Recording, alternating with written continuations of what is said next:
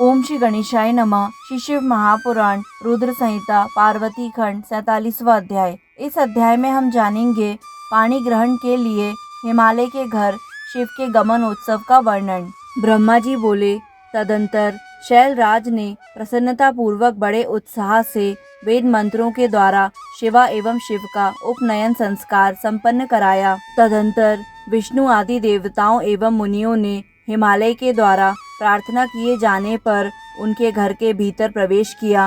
उन लोगों ने लोक तथा वेद रीति को यथार्थ रूप से संपन्न कर शिव के द्वारा दिए गए आभूषणों से पार्वती को अलंकृत किया। सखियों और ब्राह्मणों की पत्नियों ने पहले पार्वती को स्नान कराकर पुनः सभी प्रकार से सजाकर उनकी आरती उतारी। शंकर प्रिया तथा गिरिराज सुता वर वर्णिनी पार्वती उस समय 2 नूतन वस्त्र धारण किए हुए अत्यंत शोभित हो रही थीं। हे मुने, उन देवी ने अनेक प्रकार के रत्नों से जटित परम दिव्य तथा अद्भुत कंचुकी धारण की, जिससे वे अधिक शोभा पाने लगी। तदंतर उन्होंने दिव्य रत्नों से जड़ा हुआ हार तथा शुद्ध स्वर्ण के बने हुए बहुमूल्य कंकणों को भी धारण किया। तीनों जगत को उत्पन्न करने वाली तथा महाशैल की कन्या सौभाग्यवती वे पार्वती मन में शिवजी का ध्यान करते हुए वहीं पर बैठी हुई अत्यंत शोभित होने लगी। उस समय दोनों पक्षों में आनंददायक महान उत्सव हुआ और उभय पक्ष से नाना प्रकार के अवर्णीय दान ब्राह्मणों को दिए गए। इसी प्रकार लोगों को भी अनेक प्रकार के दान दिए गए और वहां उत्सव पूर्वक गीत वाद्य एवं विनोद संपन्न हुए। तब मैं ब्रह्मा, विष्णु, इंद्र आदि सभी देवगण तथा सभी मुनि लोग बड़ी प्रसन्नता के साथ आनंद पूर्वक उत्सव मानकर भक्ति पूर्वक पार्वती को प्रणाम कर तथा शिव जी के चरण कमलों का ध्यान कर हिमालय की आज्ञा प्राप्त करके अपने अपने स्थान पर बैठ गए। इसी समय वहाँ ज्योतिष शास्त्र के पारंगत विद्वान गर्गाचार्य उन गिरिराज हिमालय से यह वचन कहने लगे। गर्ग बोले, हे हिमालय, हे धराधीश, हे स्वामिन, हे काली के पिता, हे प्रभु, अब आप पाणी ग्रहण के निमित्त शिव जी को अपने घर पर ले आइए। ब्रह्मा जी बोले, तत्पश्चात गर्ग के द्वारा निर्देश किए गए कन्यादान के लिए उचित समय को जानकर हिमालय मन में अत्यंत प्रसन्न हुए। हिमालय ने आनंदित होकर उसी समय पर्वतों, द्विजों तथा अन्य लोगों को भी अत्यंत प्रेम के साथ शिव जी को बुलाने की इच्छा से भेजा। वे पर्वत तथा ब्राह्मण हाथों में सभी मांगलिक वस्तुएं लेकर महान उत्सव करते हुए प्रेम पूर्वक वहां गए जहां भगवान महेश्वर थे। उस समय गीत, नृत्य सहित वाद्य ध्वनि तथा वेद ध्वनि से महान उत्सव होने लगा। वाद्यों के शब्दों को सुनकर शंकर जी के सभी सेवक, देवता, ऋषि तथा गण आनंदित होकर एक साथ ही उठ खड़े हुए और वे हर्ष से परिपूर्ण होकर परस्पर कहने लगे, शिव जी को बुलाने की इच्छा से गिरिराज के द्वारा भेजे गए पर्वत यहाँ आ रहे हैं। निश्चय ही पाणी ग्रहण का काल शीघ्र उपस्थित हो गया है, अतः सभी का महाभाग्य उपस्थित हो गया है, ऐसा हम लोग मानते हैं। हम लोग विशेष रूप से धन्य हैं, क्योंकि हम लोग संसार के मंगलों के स्थान स्वरूप शिवा शिव के विवाह को अत्यंत प्रेम से देखेंगे। ब्रह्मा जी बोले, जब आदर पूर्वक उनका यह संवाद हो रहा था, उसी समय गिरिराज के सभी मंत्री वहां आ गए। उन लोगों ने जा करके विष्णु आदि तथा शंकर से प्रार्थना की कि कन्यादान का उचित समय उपस्थित हो गया है, अब आप लोग चलें।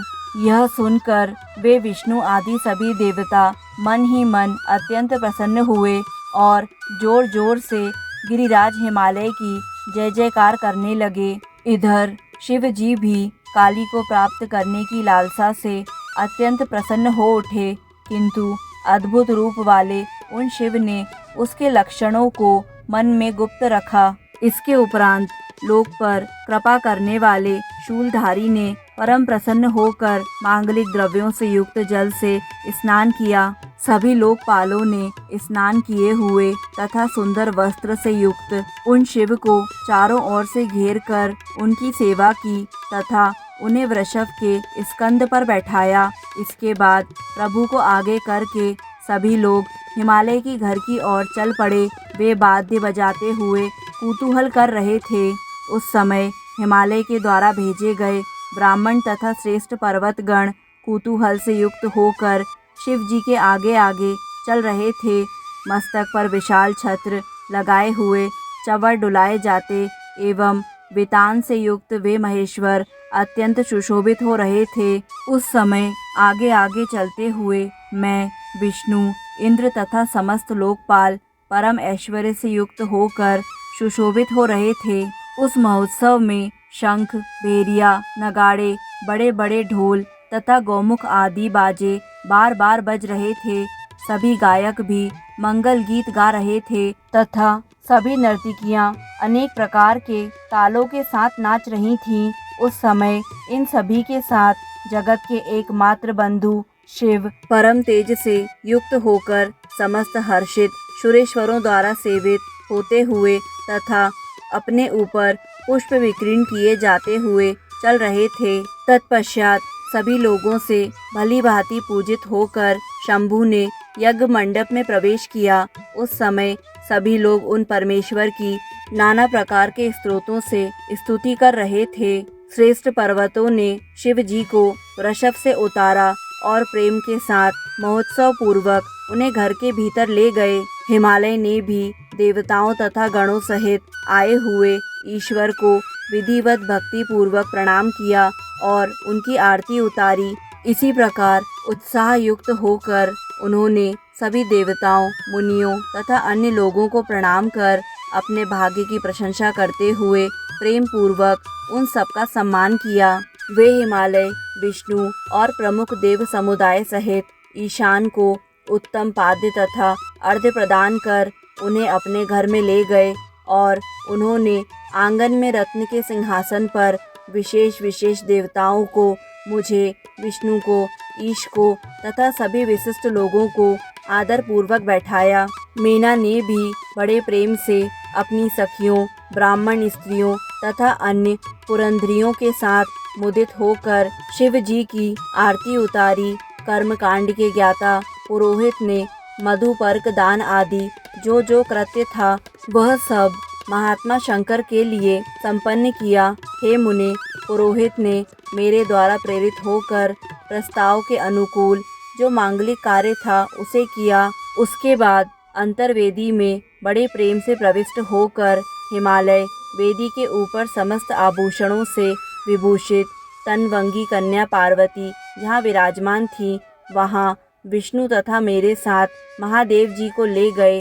उस समय वहाँ बृहस्पति आदि देवता कन्यादानोचित लग्न की प्रतीक्षा करते हुए अत्यंत आनंदित हो रहे थे। जहाँ घटिका यंत्र स्थापित था वहीं पर गर्गाचार्य बैठे हुए थे। विवाह की घड़ी आने तक वे प्रणव का जप कर रहे थे। गर्गाचार्य ने पुण्याहवाचन करते हुए अक्षतों को पार्वती की अंजलि में दिया। तब पार्वती ने प्रेम पूर्वक शिव के ऊपर अक्षतों की वर्षा की। इसके बाद परम उदार तथा सुंदर मुख वाली उन पार्वती ने दही, अक्षत तथा कुश के जल से शिव जी की पूजा की, जिनके लिए उन शिवा ने पूर्व काल से अत्यंत कठोर तप किया था। उन शंभु को प्रेम पूर्वक देखती हुई वे अत्यंत शोभित हो रही थी। हे मुने, तदंतर मेरे एवं गर्ग आदि मुनियों के कहने पर सदा शिव ने लौकिक विधि का आश्रयन कर पार्वती का पूजन किया। इस प्रकार जगन्मय पार्वती तथा परमेश्वर परस्पर एक दूसरे का सत्कार करते हुए परम शोभा को प्राप्त हो रहे थे। लक्ष्मी आदि देवियों ने त्रैलोक्य की शोभा से समन्वित होकर एक दूसरे की ओर देखते हुए उन दोनों की विशेष रूप से आरती उतारी। तत्पश्चात ब्राह्मणों की स्त्रियों तथा नगर की अन्य स्त्रियों ने उनकी आरती की।